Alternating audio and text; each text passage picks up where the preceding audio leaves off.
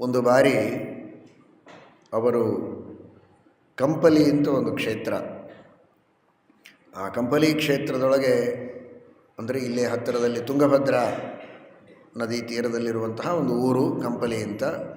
ನದಿ ಇದೆ, ಆದ್ದರಿಂದ ಅದು ಕ್ಷೇತ್ರ. ಅಲ್ಲಿ ರಂಗಪತ್ಯಾಚಾರ್ಯರು ಅಂತ ಒಬ್ಬ ಆಚಾರ್ಯರು, ಆ ರಂಗಪತ್ಯಾಚಾರ್ಯರ ಮನೆಯಲ್ಲಿ ಭಿಕ್ಷೆ, ರಘುನಾಥ ತೀರ್ಥರ ಭಿಕ್ಷೆ.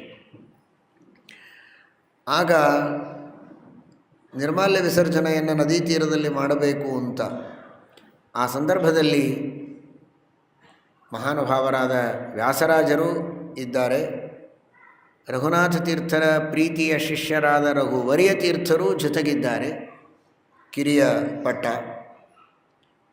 ನಿರ್ಮಾಲ್ಯ ವಿಸರ್ಜನೆಯನ್ನು ಇವರು ಮಾಡುವಂತಹ ಸಂದರ್ಭದಲ್ಲಿ ವ್ಯಾಸಮುಷ್ಟಿಗಳು ಸಾಕ್ಷಾತ್ ಶ್ರೀಮದ್ ಆನಂದ ತೀರ್ಥ ಭಗವತ್ಪಾದಾಚಾರ್ಯರಿಗೆ ನಾರಾಯಣ ದೇವರು ಕೊಟ್ಟದ್ದು. ವೇದವ್ಯಾಸದೇವರ ಸಮ್ಮುಖದಲ್ಲಿ ವೇದವ್ಯಾಸದೇವರು ಸ್ಪರ್ಶ ಮಾಡಿಕೊಟ್ಟದ್ದು. ಎರಡು ರೂಪಗಳಿಂದ ಪರಮಾತ್ಮನ ವಿಶೇಷವಾದಂತಹ ಸಾನ್ನಿಧ್ಯವನ್ನು ಪಡೆದದ್ದು. ಪ್ರಾಪಸ ನಾರಾಯಣತ ಶುದ್ಧಶಿಲಾತ್ಮ ಪ್ರತಿಮಾ ಯಾಸುಸ ಪದ್ಮಾಸಹಿತೋ ದೋಷ್ಯಹಿತ ಸನ್ನಿಹಿತ. ಅಂತಹ 8 ವ್ಯಾಸಮುಷ್ಟಿಗಳನ್ನು ಶ್ರೀಮದಾಚಾರ್ಯರಿಗೆ ಕೊಟ್ಟ. ಅದರೊಳಗೆ 5 ವ್ಯಾಸಮುಷ್ಟಿಗಳನ್ನು ಪದ್ಮನಾಭ ತೀರ್ಥರಿಗೆ ಶ್ರೀಮದಾಚಾರ್ಯರು ಕೊಟ್ಟರು. ಆ 5 ವ್ಯಾಸಮುಷ್ಟಿಗಳು ಶ್ರೀಮಠದ ಪರಂಪರೆಯಲ್ಲಿ ಪೂಜೆಯಾಗ್ತಾ ಬಂದದ್ದು. ಇವತ್ತಿಗೂ ನಿತ್ಯದಲ್ಲಿ ವ್ಯಾಸಮುಷ್ಟಿಗಳ ಪೂಜೆಯಾಗುವುದನ್ನು ನೀವು ಕಾಣುತ್ತೀರಿ. ಅದರಲ್ಲಿ ಒಂದು ವ್ಯಾಸಮುಷ್ಟಿ, ನೀಲವರ್ಣದ ಒಂದು ವ್ಯಾಸಮುಷ್ಟಿ, ಆ ವ್ಯಾಸಮುಷ್ಟಿ ನಿರ್ಮಾಲ್ಯ ವಿಸರ್ಜನೆ ಮಾಡುವ ಸಂದರ್ಭದಲ್ಲಿ ತುಂಗಭದ್ರಾ ನದಿಯಲ್ಲಿ ಒಂದು ಬಿದ್ದಿದೆ. ಸ್ವಲ್ಪ ನೀರು ಅಲ್ಲಿಯೇ ಕೆಳಗೆ.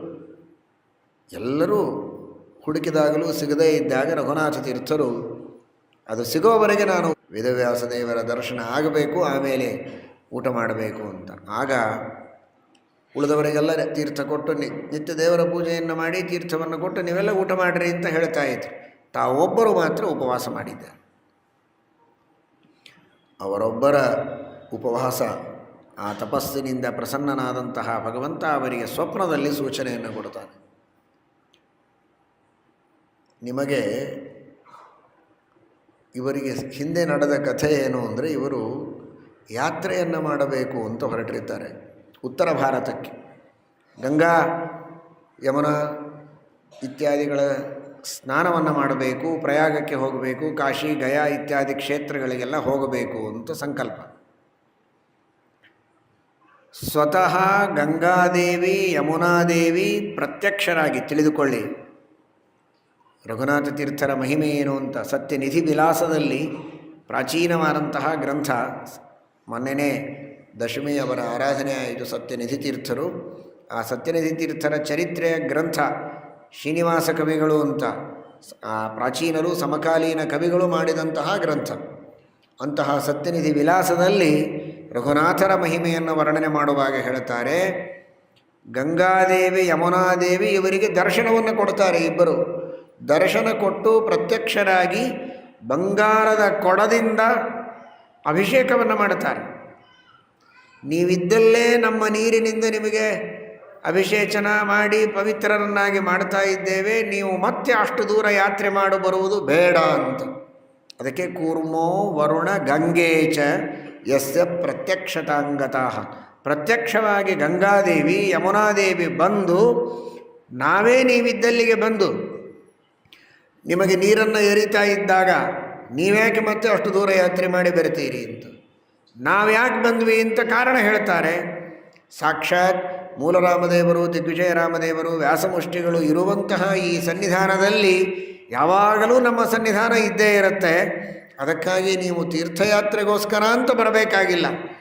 ಇನ್ನು ಸಿದ್ಧಾಂತದ ಪ್ರಚಾರ ಮಾಡುವುದಕ್ಕೆ, ಪ್ರತಿವಾದಿಗಳ ನಿಗ್ರಹ ಮಾಡುವುದಕ್ಕೆ, ಧರ್ಮದ ಪ್ರಚಾರ ಮಾಡೋದಕ್ಕೆ ನೀವು ಯಾತ್ರೆ ಮಾಡ್ತೀರಿ ಅಂದರೆ ಮಾಡ್ಬೋದು. ಆದರೆ ನದಿ ಸ್ನಾನಕ್ಕಾಗಿ ಮಾಡಬೇಕಾಗಿಲ್ಲ. ನಾವೇ ನೀವು ಇದ್ದಲ್ಲಿಗೆ ಬರ್ತೇವೆ ಅಂತ ಗಂಗಾ ಯಮುನಾ ನದಿಗಳೇ ಪ್ರತ್ಯಕ್ಷವಾಗಿ ಬಂದು ನಿಮಗೆ ಹೇಳಿ ಅಭಿಷೇಕ ಮಾಡಿ ಹೋದ ಮೇಲೂ ಮತ್ತ್ಯಾಕೆ ನೀವು ಯಾತ್ರೆಗೆ ಹೊರಟ್ರಿ ಅಂತ. ಅದರ ಸೂಚನೆ ಅಂದರೆ ಕಂಪಲಿಯಲ್ಲಿದ್ದಾಗಲೂ ಕೂಡ ನದಿ ಎಷ್ಟು ಸಾಮಾನ್ಯ ಮಳೆಗಾಲ ಅಲ್ಲ, ಆದರೂ ಕೂಡ ನದಿ ಬಹಳ ಮೇಲೆ ಬಂದುಬಿಡ್ತದೆ. ಆಗ ವ್ಯಾಸರಾಜರು ಹೇಳ್ತಾರೆ, ರಘುವರಿ ತೀರ್ಥರು ಹೇಳ್ತಾರೆ, ಇದು ನಿಮಗೆ ಸೂಚನೆ. ಗಂಗಾ ಯಮುನಾ ನದಿಗಳು ಮತ್ತೆ ಸೂಚನೆ ಮಾಡ್ತಾ ಇವೆ, ನೀವು ಬರಬಾರದು, ಇಲ್ಲಿಯೇ ಇರಬೇಕು, ಯಾತ್ರೆಗೆ ಬರಬಾರದು ಅಂತ. ಅದಕ್ಕೆ ರಘುನಾಥರು ವ್ಯಾಖ್ಯಾನ ಮಾಡ್ತಾರೆ, ನಮಗೆ ಆಹ್ವಾನ ಮಾಡಲಿಕ್ಕೆ ಅವರು ಬಂದಿದ್ದಾರೆ, ಬರಬೇಕು ಅಂತ ಕರೆಯೋದಕ್ಕೆ ಬಂದಿದ್ದಾರೆ ಅಂತ. ಆ ತರಹ ಒಂದು ಸಂವಾದ ನಡೆದಿರ್ತದೆ. ಗಂಗಾ ಯಮುನಾ ನದಿಗಳು ನಿಮಗೆ ಸೂಚನೆ ಕೊಟ್ಟಾಗಲೂ ನೀವು ಮತ್ತೆ ಯಾತ್ರೆಗೆ ಹೊರಟಿದ್ದೀರಿ. ನಮ್ಮ ಸನ್ನಿಧಾನ ಇದ್ದಲ್ಲಿ ಎಲ್ಲ ತೀರ್ಥಗಳ ಸನ್ನಿಧಾನ ಇರುತ್ತದೆ ಎನ್ನುವುದು 100ಕ್ಕೆ 100ರಷ್ಟು ಸಿದ್ಧ ಅನ್ನುವುದನ್ನು ತೋರಿಸಿಕೊಡುವುದಕ್ಕೆ ಒಂದು ರೂಪದಿಂದ ನಾನು ಅದೃಶ್ಯನಾಗಿದ್ದೇನೆ ಅಂತ ವೇದವ್ಯಾಸದೇವರೇ ಸ್ವಪ್ನದಲ್ಲಿ ಸೂಚನೆ ಕೊಡ್ತಾರೆ ರಘುನಾಥ ತೀರ್ಥರಿಗೆ.